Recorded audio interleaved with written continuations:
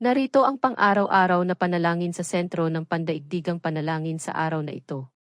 Ang ating pagbabasa sa banal na kasulatan ay Hebreo, Kabanata pang siyam mga 11 hanggang 15. Ang dugo ni Kristo. Ngunit si Kristo ay naging pinakapunong saserdot ng magandang mga bagay na darating. Siya ay pumasok sa higit na mahalaga at lalong ganap na tabernakulo na hindi ginawa ng mga kamay ng mga tao at hindi ito bahagi ng nilikhang ito.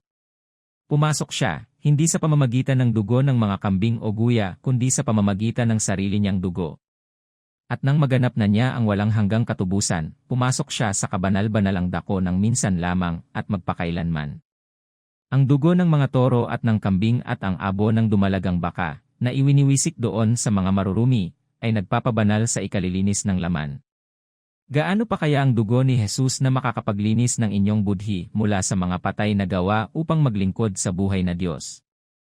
Inihandog niya ang kanyang sarili sa Diyos ng walang kapintasan, sa pamamagitan ng tulong ng walang hanggang espiritu. Dahil dito, siya ang tagapamagitan ng isang bagong tipan upang matubos niya sa pamamagitan ng kanyang kamatayan ang mga lumabag sa unang tipan.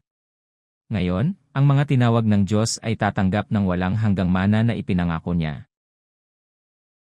Sinasabi sa atin ng talatang ito na si Jesus ang ating mataas na saserdote na nagdala ng mabubuting bagay para sa atin sa pamamagitan ng pag-aalay ng kanyang sarili bilang isang sakdal na hain. Hindi tulad ng mga lumang ritual na gumamit ng dugo ng hayop, ginamit ni Jesus ang kanyang sariling dugo upang matiyak ang ating walang hanggang pagtubos. Dahil dito, namamagitan siya sa isang bagong tipan, na nagpapahintulot sa atin na matanggap ang ipinangakong mana na walang hanggan at mapalaya mula sa ating mga kasalanan.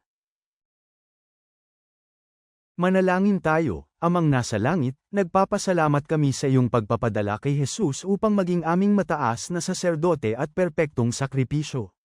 Tulungan kaming maunawaan ang lalim ng kanyang pag-ibig at ang walang hanggang pagtubos na tiniyak niya para sa atin sa pamamagitan ng kanyang dugo.